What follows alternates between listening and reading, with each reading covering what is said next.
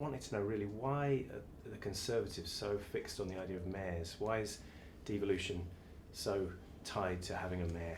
Well, there's got to be accountability, and mayors, such as in London, brings accountability.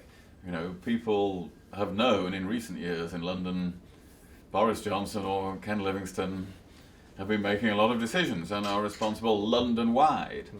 If you tried to, through 32 London boroughs, to have accountability, of course it wouldn't really work. There has to be some central figure who people can elect, who they can, every 4 or 5 years, they can vote back in or throw out, depending on how they think things are going in the city.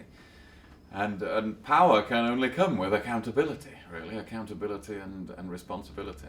So when you're looking in an area like Greater Manchester across 10 different authorities, there's going to have to be some figure who brings things together in order for there to be that accountability to the voters and responsibility in how policies are carried out. Susan might argue that Manchester had already organised itself into an effective structure through... What I would also add to that is that having the mayor for Greater Manchester doesn't actually undermine that structure at all. And that structure and how it's worked over 30 odd years has shown to be not just a good model for governance, but a very mature model for governance. And that is why I think there's been great support for what is being proposed. Okay. It's worth bearing in mind that when you look around the world, and I've travelled the world the last 4 years more than I've ever done in my life before, all of the big successful cities in the world have a mayor. They have somebody at the top of the pyramid who people know lead that city, who represent it internationally, who are where the buck stops in that city. And that is true in the United States, it's true across Europe. So there is a lot to be learned from that. Okay. And on Europe, do you have any prediction on how the referendum will go in a couple of years? Well, we can only make a prediction once we know what we've succeeded in negotiating, because it will be that people are passing their judgment on. You know, what they think about an improved relationship with the EU that the Prime Minister will negotiate. So then we'll get into the prediction game. But I do predict that it is possible to have such an improved relationship. And I think that making Europe more democratically accountable again, more responsive and flexible, is possible and necessary for the whole of Europe. This is not just something Britain needs. In fact, a lot of the rest of Europe desperately needs the European Union to develop in that new way. So I think we will succeed in that, but then people must pass their judgment in a referendum, and they should have the democratic right to do so. Okay, and are you worried by UKIP? Well, we're always worried by any party that could let another party win by default. And that's the threat of UKIP, that if people who would normally vote Conservative vote for UKIP, they will end up with Ed Miliband as Prime Minister. And that's not an attractive prospect for most of the country, and certainly not for business in this country. So we have to get the message across that the general election is a choice. It's not an opinion poll, it's not a protest, it's a choice about who is setting your taxes, who is deciding how money is spent, who is protecting our national security for the next 5 years. And that will be on May the 8th, either David Cameron or Ed Miliband. And that's the choice that people are making at the general election. Okay. And then what will you do after the election? Me personally? I will. I'm not making any commitments about it at the moment, but I will write books again, as I did once before, about history. I will teach a little bit in 1 or 2 universities. I will maybe do 1 or 2 business things, but not too many. And have a personal freedom I've not had in my adult life. But I will still support the Conservative Party as well. Which businesses are you involved in now? I'm not involved in any business now. You're not I on can't any- be as a government minister.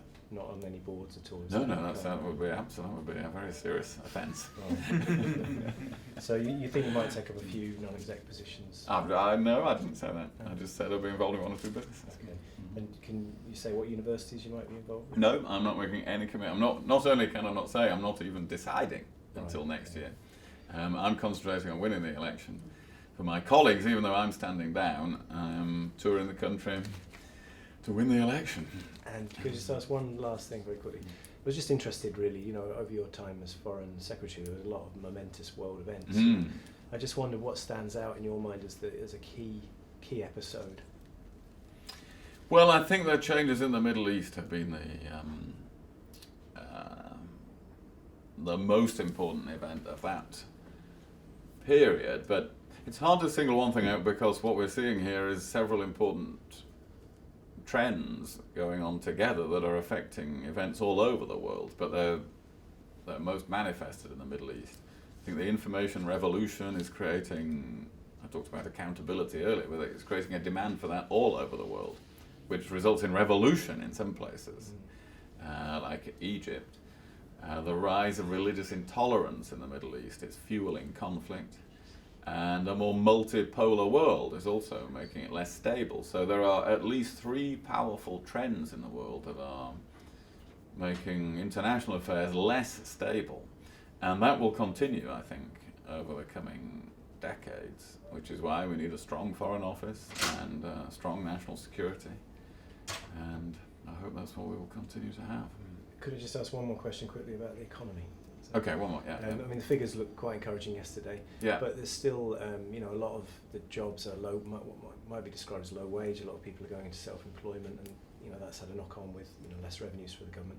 Is that a big concern?